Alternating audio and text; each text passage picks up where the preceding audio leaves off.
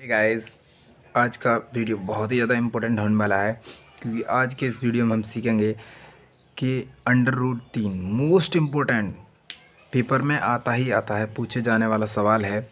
Very very important है, paper में आपको मिलेगा ही मिलेगा। तो कह रहा है कि सिद्ध कीजिए अंडर रूट 3 एक अपरिमेय संख्या है।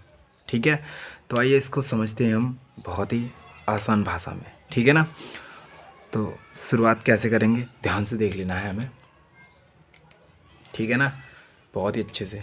तो कह रहा है कि सिद्ध करना है हमें कि अंडर रूट 3 एक अपरिमेय संख्या है। ठीक है ना, और हमें ये वाला सवाल हमारा 2-3 नंबर का पूछा जाता है ना। तो हमें हमेशा याद रखना है कि जो भी यहाँ पे संख्या दे रखी होगी उसको इसके विपरीत मानना है। ये अपरिमेय संख्या सिद्ध करनी है तो हमें यहाँ पे मानना है कि माना अंडर रूट 3 एक परिमेय संख्या है। जैसे हल लिखेंगे यहाँ से, तो लिखेंगे माना रूट 3 एक परिमेय संख्या है। ठीक है, और जब ये परिमेय संख्या होगी तो क्या होगा भाई, जहां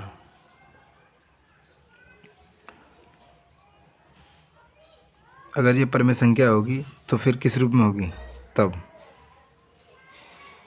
अंडर रूट 3 बराबर होगा किसके, पी बट्टे क्यू के, है ना। अगर ये परिमेय संख्या होगी तो एक अंश होगा इसमें और एक हर होगा, जहाँ पे क्यू बराबर नहीं होगा जीरो के। ये याद रखना है हमेशा, क्योंकि जो परिमेय संख्या होती है उसमें हर कभी जीरो नहीं होता। ये लिखना है, जैसा मैं कर रहा हूँ वैसा ही आपको परीक्षा में करना है, बिल्कुल। ठीक है ना, ध्यान से। तथा P और Q सह अभाज्य होंगे, है ना। सहअभाज्य होंगे तो इसका मासा बराबर 1, है ना। मासा 1 होना चाहिए। ठीक है ना, तो आइए फिर आगे इसको हल करते हैं। तो लिखेंगे अंडर रूट 3 सहभाज्य का मतलब होता है किसी का किसी में किसी भी संख्या का भाग ना जाए, तो सहभाज्य हो जाएगा। मतलब इसका इसमें ना जाए, इसका इसमें ना जाए, तो मासा तो 1 हो ही जाएगा, है ना। तो हमने कह दिया अंडर रूट 3 1। अब हम इसको सॉल्व कर रहे हैं, तो पी बट्टे क्यू। ठीक है, फिर क्या करेंगे, हम इसको पक्षांतर कर देंगे, इसको इस साइड पर, तो ये हो जाएगा क्यू रूट 3 बराबर पी। ठीक है, आगे लिखेंगे दोनों पक्षों का वर्ग करने पर। ठीक है, दोनों पक्षों का वर्ग करने पर, दोनों पक्षों का वर्ग कर दो भाई, तो ये इधर वर्ग करेंगे तो ये क्यू स्क्वायर हो जाएगा और ये अंडर रूट 3 पर से अंडर रूट हट जाएगा, मतलब 3 बराबर पी स्क्वायर। ठीक है ना, तो लिखेंगे चूँकि पी स्क्वायर 3 से विभाजित है, इसलिए P भी 3 से विभाजित होगा, है ना। देखो यहाँ से अगर भाग लगाएंगे तो ये कटेगा, है ना। कटे या ना कटे मगर इसमें भाग लगाया जाएगा। ठीक है ना, तभी तो विभाजित माना जाता है। बट्टे में आएगा ये 3, इसलिए विभाजित माना जा रहा है। ठीक है ना, अब करेंगे हम पुनः, एक बार और करना है। माना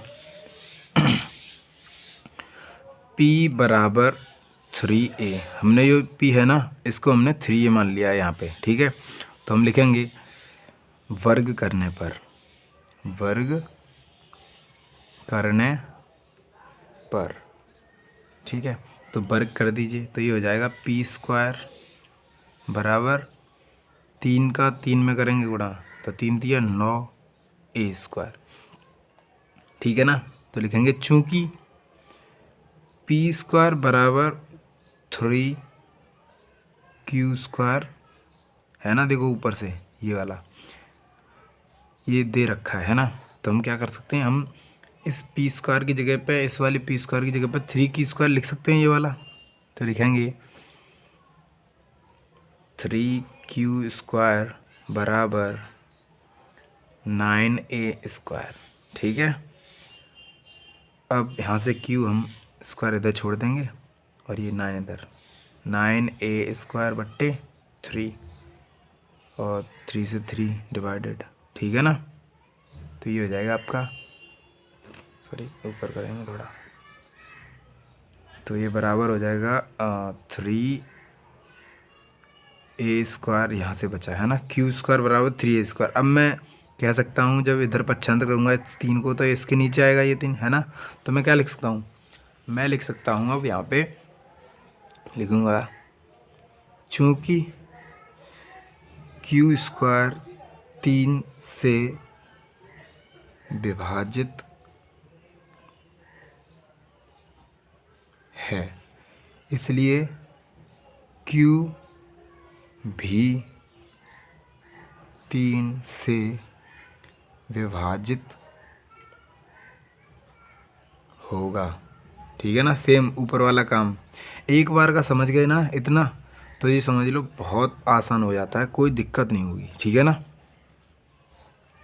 तो हमें बताना है कि P भी 3 से कट रहा है ना। क्योंकि देखो यहाँ पे क्या करा कि यहाँ पे ये जो था ये p² भी 3 से कट रहा था, अब q² भी 3 से कट रहा है। इसका मतलब क्या है कि जो p² और जो q² हमने जो माना है ये अभाज्य ना है, सहभाज्य नहीं है। सही बात है ना, क्योंकि अगर इनमें किसी का भाग नहीं जाता है तब बोलते हैं सहभाज्य। अब इसमें भाग जा रहा है इसलिए ये सहभाज्य नहीं है। तो हम लिखेंगे चूँकि p व q दोनों संख्या है ना 3 से विभाजित हो रही हैं, है ना, अतः यह सहअभाज्य नहीं है। ठीक है ना, सहअभाज्य नहीं है, अतः यह अवधारणा के विरुद्ध है। हमने अवधारणा क्या मानी थी कि P और Q सहअभाज्य होंगे, है ना, सहअभाज्य होंगे ना, सहअभाज्य होंगे, तो ये सहअभाज्य नहीं आ रहा है ना। अब सहअभाज्य अगर आता तो 3 का भाग नहीं जाता। ठीक है ना, तो यह अवधारणा के विरुद्ध है। तो लिखेंगे अतः हमारे द्वारा मानी गई अवधारणा गलत है, अतः √3 एक अपरिमेय संख्या है। ये बस हो गया आपका। अगर जो मैंने पिछला बताया था √3 एक अपरिमेय संख्या, उस तरीके से अगर सवाल नहीं आता है तो इस तरीके से अवश्य आएगा। मतलब इन दोनों में से एक तरीका अवश्य ही आता है, हो सकता है दोनों भी आ जाएं। ठीक है ना, तो करना हमें उस वाले से ये सरल पड़ता है, तो ध्यान से करेंगे। देखिए कैसे करेंगे हल। ठीक है, तो हम लिखेंगे माना 5 + √3 एक परिमेय संख्या है। मानना हमेशा हमें उसका उल्टा ही है, परिमेय संख्या है। तब क्या होगा जब परिमेय संख्या होगी, तो 5 + √3 बराबर होगा P/Q के, क्योंकि परिमेय संख्या होती है तो उसमें एक अंश होता है और एक हर होता है। जहाँ Q बराबर नहीं होगा 0 के, Q बराबर 0 हो जाएगा तो ये परिमेय संख्या फिर नहीं रहेगी। ठीक है ना, तो अतः 5 + √3 बराबर P/Q। ठीक है, अब यहाँ पे जो भी अंडर रूट में संख्या रहेगी उसी को छोड़ना है, बाकी सब इधर भेज देना है। जैसे √3 पहले इसको भेजेंगे P/Q, यहाँ पे इसका प्लस हो रहा है, इधर आके इसका माइनस हो जाएगा। ठीक है, अब देखो यहाँ से अगर यहाँ पे एक संख्या और दे रखी हो प्रश्न में, ठीक है ना, जैसे मान लो यहाँ पे 2 दे रखा हो या 3 दे रखा हो, कुछ भी हो, तो यहाँ पे पहले 2 रखेंगे, फिर इस बार अगली वाली लाइन में यहाँ से 2 भी हटा देंगे, यहाँ पे गुणा होगा ना 2 का, तो यहाँ पे बट्टे में आ जाएगा 2, यहाँ बट्टे करके 2 कर देंगे तो हो जाएगा P-5/2Q। ठीक है ना। अब हमारे पास इतनी संख्या है तो इतना ही पक्षांतर होगा, है ना। तो अब लिखेंगे चूँकि P और Q पूर्णांक हैं, P और Q पूर्णांक है, पूर्णांक ही तो माना है हमने P और Q को, देखो यहाँ पे, ठीक है ना। इसलिए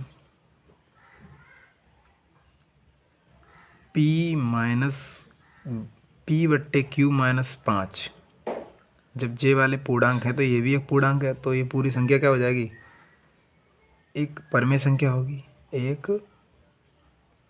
परमेय संख्या होगी। ठीक है ना, परमेय संख्या होगी। अर्थात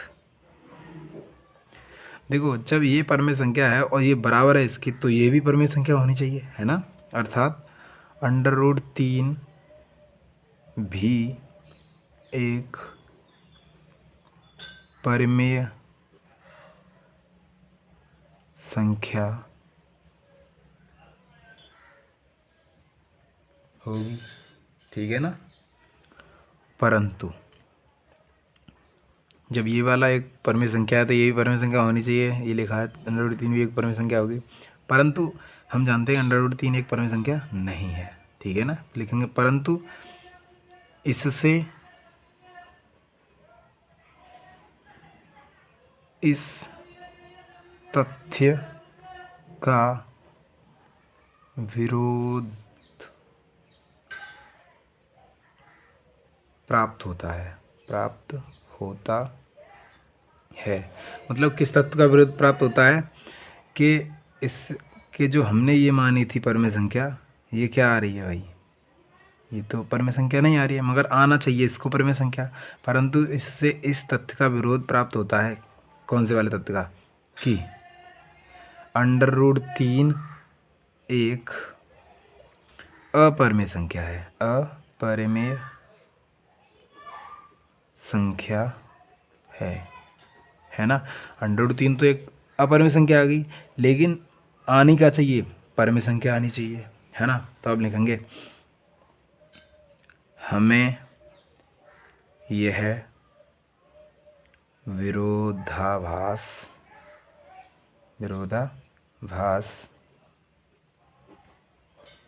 अपनी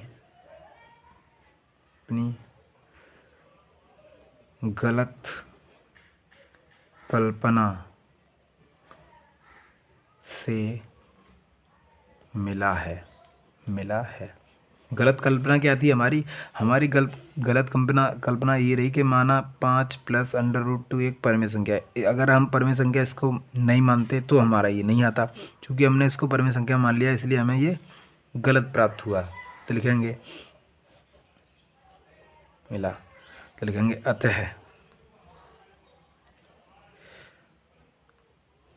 अतः हम निष्कर्ष निकालते हैं कि 5 + √3 एक परमेय संख्या होगी। इस तरीके से करना है आपको, बिल्कुल ठीक है ना, कोई गलत नहीं कर सकता इसको। और ये वाला सवाल बहुत ही इम्पोर्टेंट है, तो पेपर में पूछे जाने के चांसेस 100% हैं। ठीक है, अच्छा लगा वीडियो तो चैनल को सब्सक्राइब करें, वीडियो को लाइक करें। थैंक यू, जय हिंद।